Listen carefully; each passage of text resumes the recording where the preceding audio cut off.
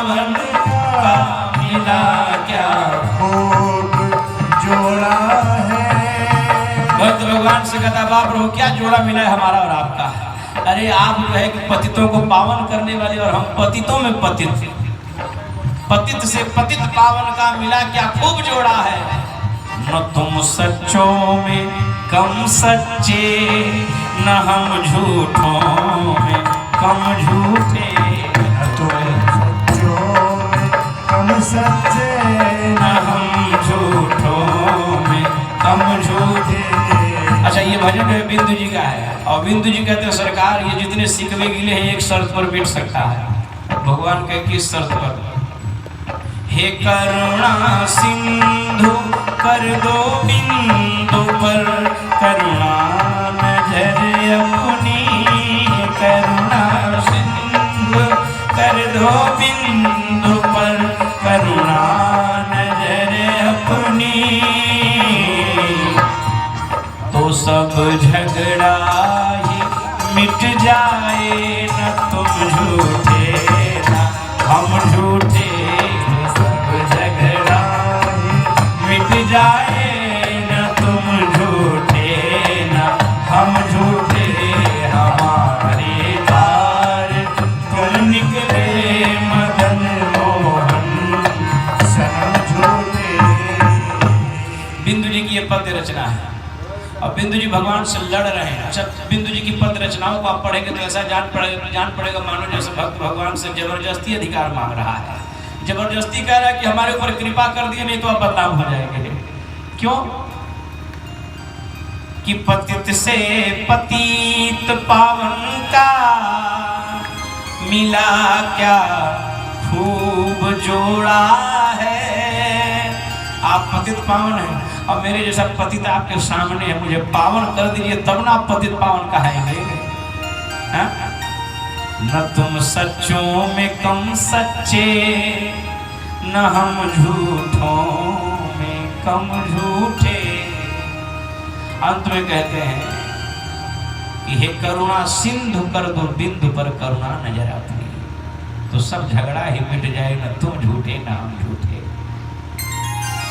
एक पद में तो बिंदु जी ने लिखा है कि कन्हैया को एक रोज रोकर पुकारा और कहा उनसे जैसा हूं अब हूं तुम्हारा।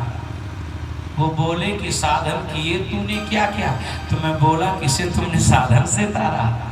अरे गणिका की अजामिल जितनों को अपने तारा कोई साधन देख करके तारा क्या। जलवा दिखाने वाले रुख पर नकाब क्यों है और गणिका से कुछ न पूछा मुझे से हिसाब क्यों है। बहुतों से आपने कुछ नहीं पूछा बस हिसाब हमसे केवल हम ही मिले हिसाब लेने वाले। वो बोले कि साधन किए तूने क्या क्या। मैं बोला किसे तुमने साधन से तारा। वो बोले कि जरिया तेरा क्या है मुझ तक। मैं बोला कि दृग बिंदु का है सहारा। मेरे पास और कोई साधन नहीं है बस मन बहुत मलिन है बेकार है। सुधारने का संवारने का खूब प्रयत्न करता हूँ सुधरता ही नहीं है। कार मेरा बिल्कुल गड़बड़ है लेकिन इच्छा है सुधरने की चाह है लेकिन मन साथ नहीं दे रहा है। इसलिए हे प्रभु मैं साधन विहीन हो चुका हूँ। सीढ़ी बनती है ऊपर जाने के लिए तो उतरने के लिए भी बनती है। यदि कोई साधक सीढ़ी से नीचे बैठा हो साधन विहीन हो न ऊपर चढ़ पा रहा हो तो क्या ऊपर वाले का फर्ज नहीं बनता कि वही थोड़ा उतर कर मिल ले।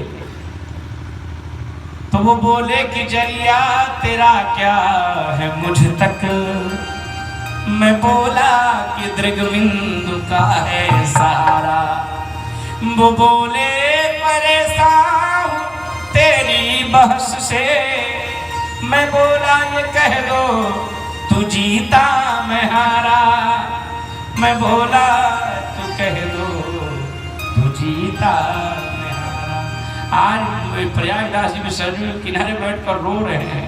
हे भगवान बड़ा नाम सुना है। हे बहने क्या बात हमारी मिथिला से कौन से ऐसी भूल हो गई कि आप भूल गई। और तब तक श्री हनुमान जी महाराज भगवान के यहाँ दे रहे अंधेर थोड़ा ही है। हनुमान जी महाराज हाथी पर बैठ करके स्वयं जो है कि चला रहे महावत बन करके और पीछे जो बड़ा सुंदर सिंहासन सजा हुआ जिसमें से सीताराम जी विराजमान। और रात्रि का प्रथम प्रहर अभी जो है कि शुरुआत हो रहा था रात्रि का। और तब तक प्रकाश होती है। जब दिव्य प्रकाश हुआ तो सरजू जी के किनारे सीढ़ियों पर वो सोए हुए थे प्रयागराज। सच्ची घटना बता रहे, आप जाइएगा जनकपुर मिल जाएंगे प्रयागराज जी, उनकी प्रतिबिंब लगी हुई, उनकी पूजा होती है, खड़ा होना वो सब उनका रखा हुआ, कलयुग की घटना है। और जब सीढ़ियों के किनारे बैठ करके रो रहे थे, पहला कुचैला सवस्त्र था और वही राखी जो है लिए हुए थे, जो राखी लेकर आए थे, साड़ी काख में दबाए हुए थे, लेकर सीढ़ियों पर सो रहे थे कि अब कल होते सवेरा होते मैं मिथिला चला जाऊंगा और माँ से रो रो कर वृत्तांत सुनाऊंगा कि बहन भूल गई, मिली नहीं। अब जैसे हनुमान जी जैसे प्रकाश हुआ प्रयागराज उठने के बाद जब देख गए राम राम ये हाथी, और हाथी पर श्री हनुमान जी महाराज। हनुमान जी तुरंत हाथी को बैठाए, उतर कर आए, आकर के पहले प्रयाग जी का चरण छू करके हनुमान जी ने प्रणाम किया। और हनुमान जी जब प्रणाम करते हैं तो वो प्रयाग जो बालक थे वो सोच में पड़ गए, आप हैं कौन? बोला महाराज क्षमा करिएगा मामा जी, आप तो हमारे मामा जी, हम आपके भांजे हैं। बोला सीता जी हमारी माँ है, आपकी बहन जी हमारी माँ है, हम उनके बालक हैं। मामा जी बड़ी बड़ी सौभाग्य हमारा जो आपका दर्शन हुआ, आपकी बहन आपकी राह देख रही, जाइए रक्षा बंधवाइए उनसे। सीढ़ियों पर से जो ऊपर चढ़ते हैं और सीता जी को जब इन्होंने देखा है, वर्णन नहीं है, आंखों से आंसुओं के पनारे बह रहे हैं। और माँ जानकी भी जब उतरते कोई मिथिला से आ गया, हमारी जन्मभूमि से कोई आया, माँ को सरजू जी के किनारे अपनी मिथिला याद आ गई, अपना जनकपुर याद आ गया, अपना घर याद आ गया। और वहाँ के जब उस भक्त को देखती हैं आंखों से आंसुओं के पनारे, और वे आई हैं सरजू जी के किनारे, रक्षा बंधवा रही हैं, रक्षा बांध रही हैं। और राम जी उतर करके किनारे खड़े होकर के यहाँ आनंद देख रहे हैं, हनुमान जी भी किनारे खड़े हैं।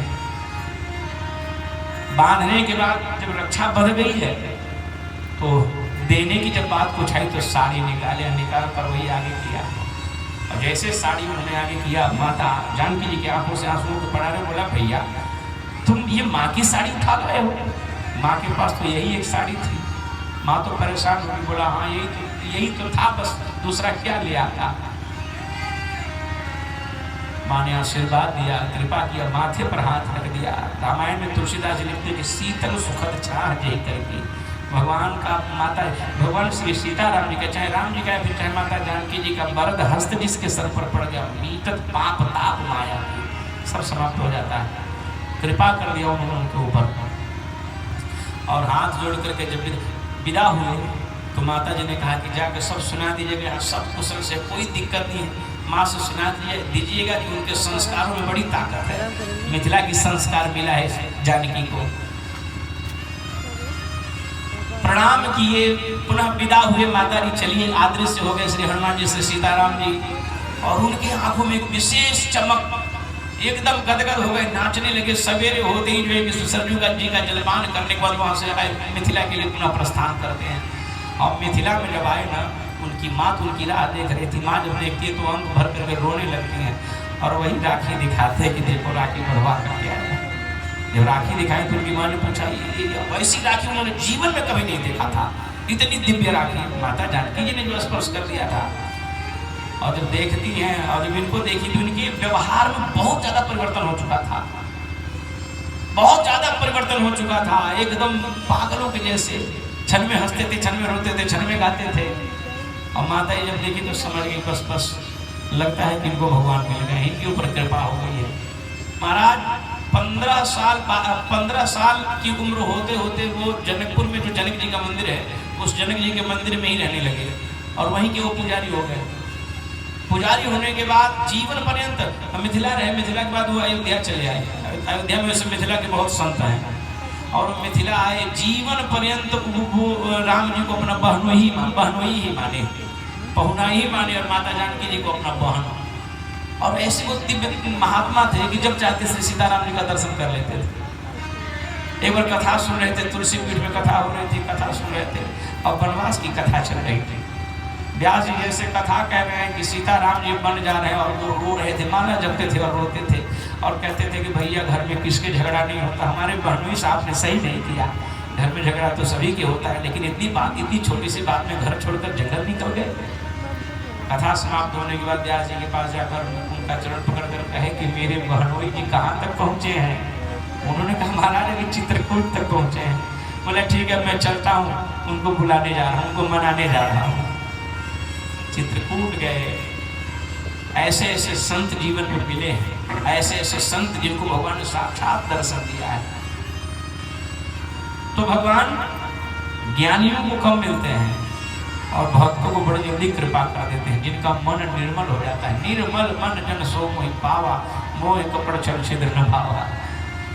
हमारे अपने राम जन्मभूमि, हमारे कार्यशाला के बगल में हमारा अपना मंदिर जो है, हमारे गुरु जी का पूज्य श्री मानस कोकिल जी महाराज का जो रावत मंदिर है, उसमें वो रामचंद्र जो परमहंस जी महाराज थे, परमहंस जी के ही अधीन था। उनमें भी पुजारी जी एक थे, बड़े गांव के थे, वो बड़े भोले थे। गुरु जी छोड़कर मंदिर चले गए कि भगवान को भोग लगा देना। 2 दिनों तक थाली वैसे सजा करके रखे रहे, और न ठाकुर जी खाए और न ही खाए। जाते थे हर 10 मिनट पर जाते, पर्दा हटा कर देखते भोजन वैसे पड़ा हुआ, और ऋषियाते थे, नाराज होते थे कि प्रभु गुरु जी हमसे कह के गए कि आपको भोग लगा करके ही हम भोजन पाएंगे, आप क्यों नहीं पा रहे हैं? अब आप जब तक नहीं पाएंगे तब तक हम भी नहीं पाएंगे। 2 दिन का समय बीत गया था, और तीसरे दिन भगवान को जब अपने भक्त की दुर्दशा देखते हैं, हालत देखते हैं, तो श्री विग्रह से प्रकट होकर भोजन पाना ही पड़ा है। बोले भक्त और भगवान की ऐसी ऐसी